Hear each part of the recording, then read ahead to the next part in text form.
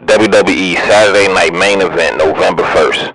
They was in Utah. They kicked it off with Cody Rhodes versus Drew McIntyre for the Undisputed Championship. And it was a really good match. They went back and forth quite a few times, two different styles. Cody, he kind of like technical, can do everything. Drew McIntyre kind of like a quick powerhouse. Drew McIntyre, he slammed Cody through the announce table one time, and Cody caught him with some super cutters. Referee went down a few times. Drew McIntyre got hit with a crossroad, trying to go for a Claymore. They was going back and forth, but it was a really good, solid match. But Cody Rhodes ended up getting the win. And a lot of people are mad about that. Drew loses again. It's like Drew can never get a victory. He always loses in the big matches. And when he do win a big match, somebody cash in on him and take away his opportunity. Or he cash in on. It's just so much going on with Drew McIntyre losing. But Cody Rhodes got the victory easily. What you think about Cody Rhodes beating Drew McIntyre? It is amazing. Drew McIntyre, go back to Scotland.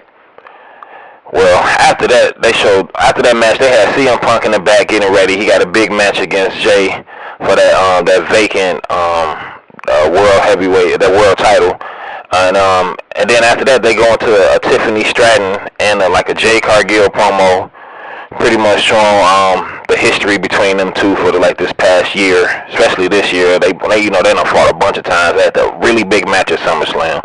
It was only like 7 to 8 minutes, and then they showed Nick Aldis. He went up to Tiffany and asked her one last time, "Are you sure you want to do this tonight?" And Tiffany, she was really confident, said yes, and she 100% agreed to it, and she was ready to get do her thing, man.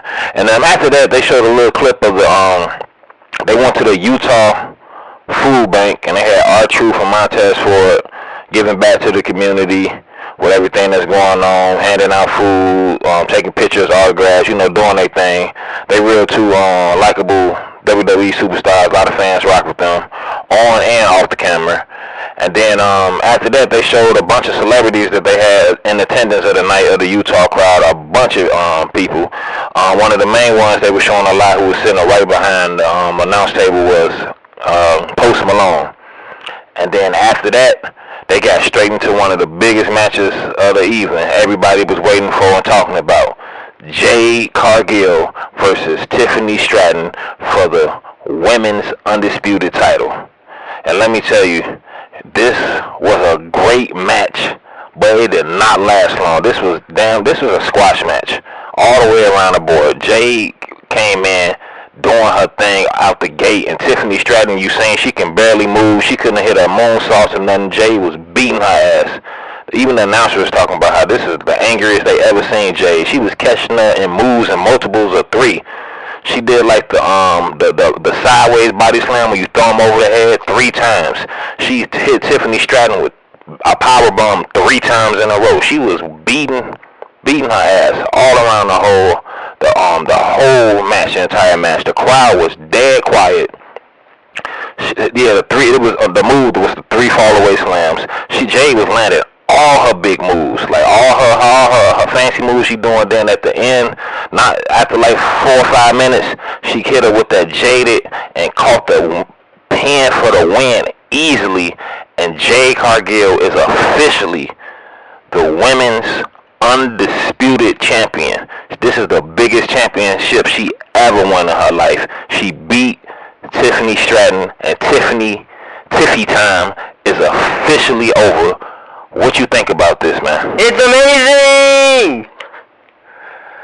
Tiffany Stratton, we all know she was injured though. What was you telling me? No, you saying it's amazing, but what was you telling me about this win? How Jay, she beat the injured Tiffany. What was you talking about that? This wasn't a real win. Tiffany Stratton should have just waited and got medically cleared before fighting. Come on. I see a lot of people talking about how Jay Cargill wouldn't have beat Tiffany at 100%. And I 100% disagree with that. I think this heel Jay right here can beat anybody. She unstoppable. But it would have been nice to see her beat a 100% healthy Tiffany. Tiffany, she couldn't do the moonsault. She couldn't get around like she wanted to. I wanted to see Jay beat Tiffany ass at her best. But after that though, after Jade Cargill beat Tiffany, shouts out to Jade too. She come a long way, and her husband and her brother, her daughter was in the crowd. Damn near her whole family was in the crowd. And you didn't see this on the show, but she did get You Deserve a chance from the crowd, like when it went off air. Only it was in attendance, but it definitely did happen. She definitely do deserve it. Shouts out to Jade Cargill. Maybe, hopefully, we can get that dream matchup at WrestleMania 42, 2026. Jade Cargill against y'all know who it is. I'm not even gonna say it. Y'all know. But after that, we got Penta versus what's that dude? Rusev versus Dirty Dom. Y'all already know Dirty Dom, man, one of my favorite luchadors of all time, man. He out here doing this thing heavy out here, but we ain't gonna spend too much time on this, man. This was a great match out the gate. One powerhouse, two like high-flying luchador people. You already know. Dirty Dom, man. Can't nobody do it like him, man. He figured out a way to get the win. He maneuvered. He picked his spots, and he came in and did what he did, and he won. And Dirty Dom is a double champion. If y'all didn't know, what you think about Dom winning the triple threat match with Penta and Reservoir? His name is Rusev. And Res Fair. What do you think? Dominic Mysterio. I'm proud of that luchador. He's way better than his deadbeat dad.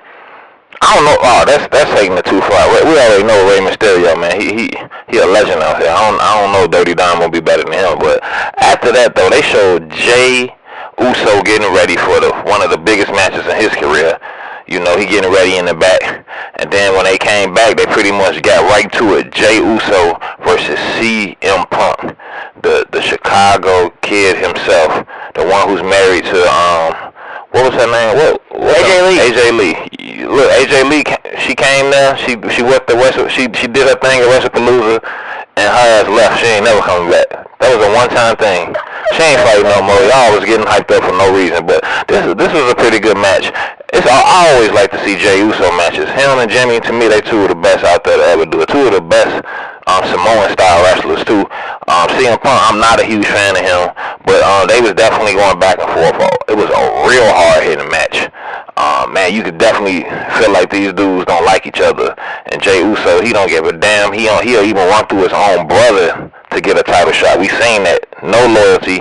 I don't even know. I feel like this Jey Uso is kind of like a heel a little bit, but the crowd was still rocking with him, and the crowd was rocking with Punk too. They two crowd favorites, and you already know Jey Uso. He like one of the highest merch sellers and stuff, you know. But they went back and forth a bunch of time. Super kicks was spammed, spears was spammed, GTSs was spammed, fall splashes was spammed all throughout the match, man. They keep it 100%. CM Punk and Jey Uso probably got about a good 5 moves between the both of them that they do. That's it. They do not have a large bag of moves. Super kicks, GTSs, DDTs, spears. They going back and forth though. And CM Punk wants to hit this man with about 7 GTSs, it felt like. It was just too many GTSs. Jey Uso couldn't kick out that shit no more, man. And CM Punk ended up winning. And CM Punk, it ain't nobody that can run out and cash in or nothing. This was a legit win right here. He beat Jey Uso, and now CM Punk is officially, I can barely say it out laughing. He's officially the new world heavyweight champion. You already know, man. CM Punk. What did you think about that match? This was a good match, but to be honest, I don't care who won that match. I used to be a big Jey Uso fan, but now he's just getting repetitive. Yeah, I already know, but to me, Saturday night main event, one of my favorite PLEs of all time, especially since this is the first PLE that Jey won undisputed championship gold. This will forever go down in history as one of the best PLEs ever. Just the simple fact, Jey won her undisputed title. But other than that, man, what did you think of Saturday night main event? This is the best Saturday night main event in history. I bet it's better than John Cena's final match Saturday night main event. We don't know. We're going to see. I can't wait to see it. It could be. But we don't know how this. Hopefully Jay can fight there too next month. But I don't know. We're gonna see. Don't forget, we got one more Saturday night main event before the year is out. This is a classic one. This is a good one. They could have had, I think, one more match would have did good. Another women's match maybe or something like that. But yeah, Cody retained his belt. Jade is a new champion. CM Punk won. And tell them about that picture everybody was talking about after Saturday night main event with the AEW champions and stuff. Jade, Cody, Punk, and NXT's Ricky Saints.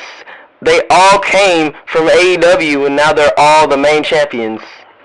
That's 100%. And don't forget about Ethan Page and Blake Monroe, two other AEW superstars who currently are champions in the WWE.